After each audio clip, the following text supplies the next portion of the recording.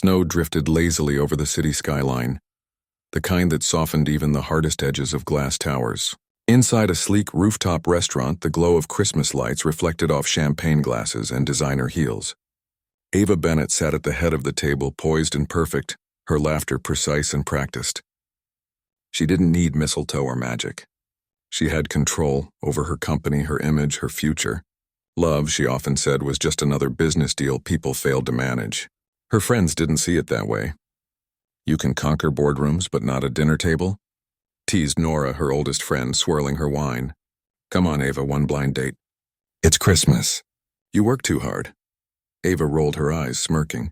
You mean, you want me to waste an evening with another man who tells me he's intimidated by me by dessert? Laughter rippled around the table, but beneath it, something in her chest tugged.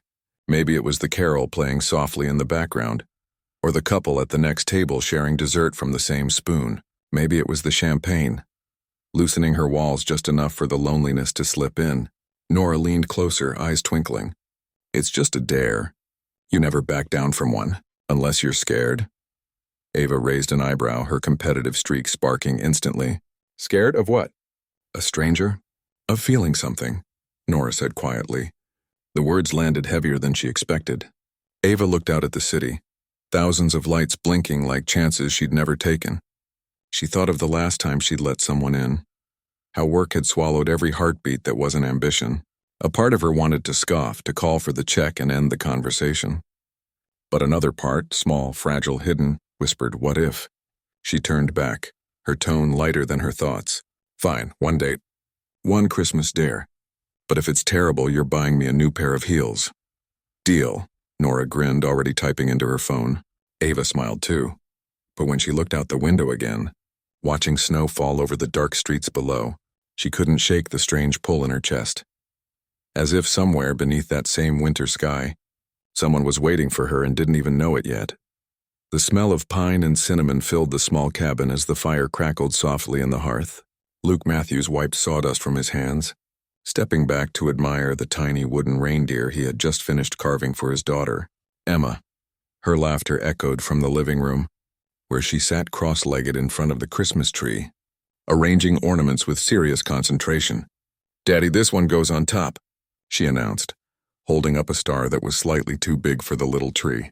He chuckled, taking it from her and lifting her up so she could place it herself. Perfect, he said, even though it leaned a little to one side. The imperfection made it feel more real, like life. Like them. For years it had been just the two of them. Luke had learned how to braid hair, how to make pancakes shaped like hearts, and how to fill the quiet that used to ache after his wife passed. The town folks called him steady, kind, reliable, but inside he sometimes wondered if he'd forgotten how to hope. The front door burst open with a gust of cold air, and the sound of his sister's voice. Luke, don't you dare cancel this time. He frowned instantly. Cancel what? She grinned, shaking snow from her coat. Your Christmas present. I set you up on a date. Blind date. Tomorrow night. You're going. He laughed under his breath, half amused, half annoyed. You did what? Don't start, she warned, wagging a mittened finger at him. You've been single for 4 years.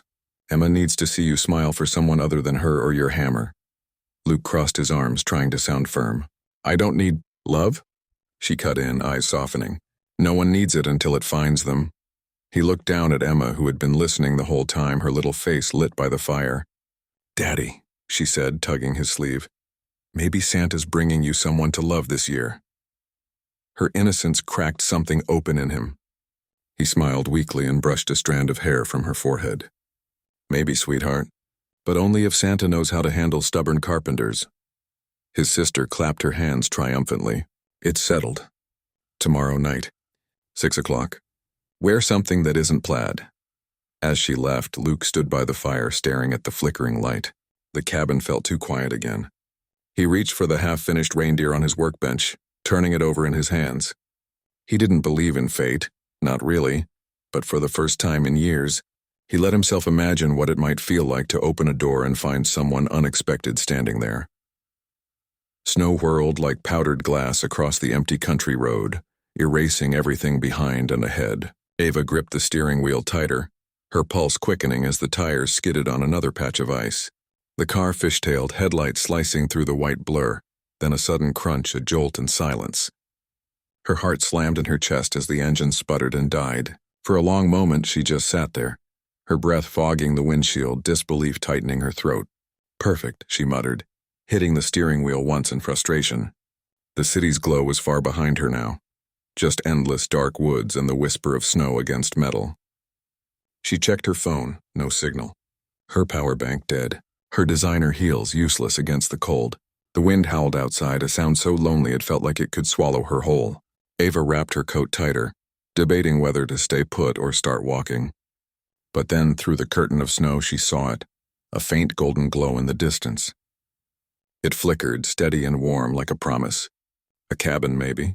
She hesitated only a second before stepping out, her heels sinking into the snow with every step. The cold bit into her skin, sharp and relentless, numbing her fingers and burning her lungs. Each breath came out in shaky clouds, each step heavier than the last. But the light drew her forward, steady, patient, kind. By the time she reached the porch, her legs trembled, her hair damp from melted snowflakes. She hesitated, hand hovering near the wooden door. The glow spilling from inside was soft and golden, the kind of warmth she hadn't felt in years. For the first time in a long while, she wasn't the one in control. She was just a woman, lost in the snow, looking for somewhere to belong, her knuckles rapped gently against the door. For a moment, nothing. Then the sound of footsteps. The door opened, and standing there, framed by firelight, was a man she didn't recognize but somehow felt she'd known all along. He had kind eyes, tired but steady, and snow caught in his hair. They stared at each other, both startled, both uncertain. Ava tried to speak, but her voice trembled. "I'm sorry.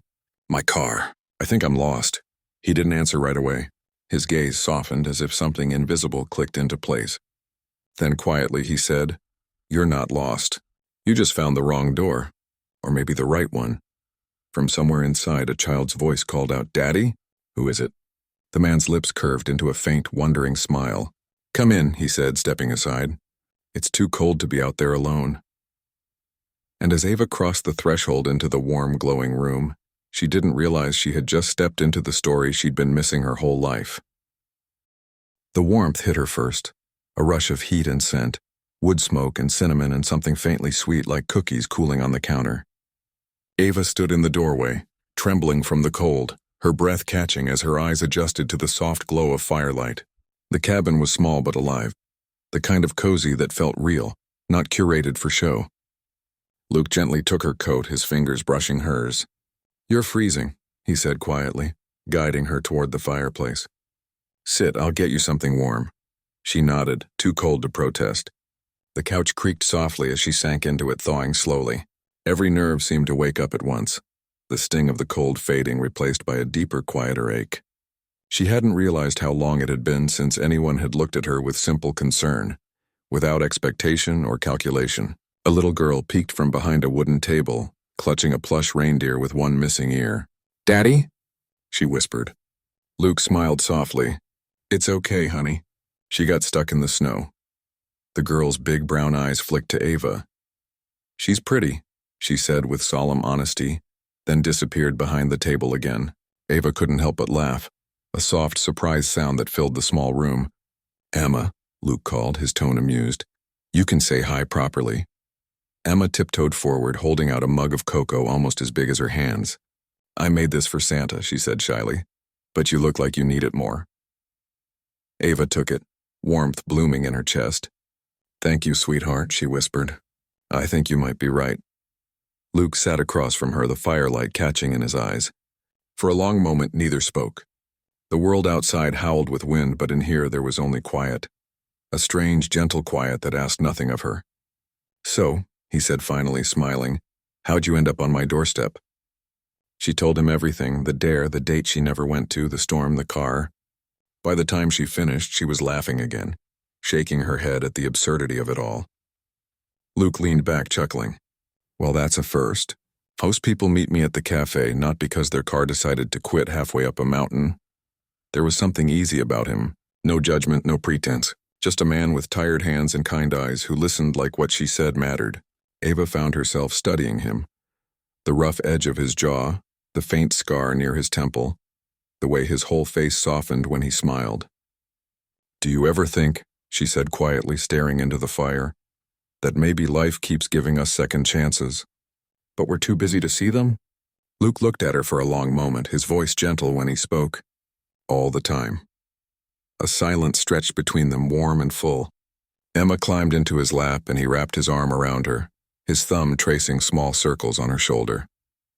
It was such a simple, tender gesture that it made Ava's throat tighten. In that flickering glow, she realized how long it had been since she'd seen love up close. Not the grand, dramatic kind, but the quiet kind that lived in gestures, laughter, and soft goodnights. And as the clock ticked past midnight, she found herself wishing the night wouldn't end. Morning crept in slowly, soft and golden, sliding through the curtains like a sigh. The storm had quieted overnight, leaving the world outside blanketed in untouched snow, clean, calm, new. Ava stood by the window, watching it fall from the trees in lazy flakes, the warmth of a borrowed sweater wrapped around her shoulders. It smelled faintly of cedar and something distinctly him. Behind her, the cabin stirred with quiet life. Luke moved around the kitchen, the comforting clatter of pans and the smell of coffee filling the air. Emma's giggle floated from the floor, where she sat with her toy reindeer humming a Christmas tune slightly off-key.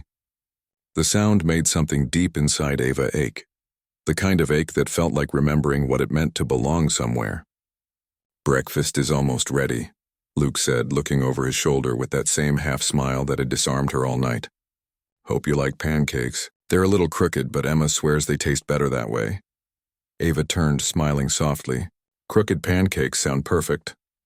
He handed her a steaming mug of coffee, his fingers brushing hers again, brief but electric. For a moment, she didn't look away. There was something in his eyes she couldn't name. It wasn't pity or curiosity. It was recognition, like he saw the woman beneath the armor she wore. And maybe, for once, she wanted to be seen. They ate together quietly, comfortably.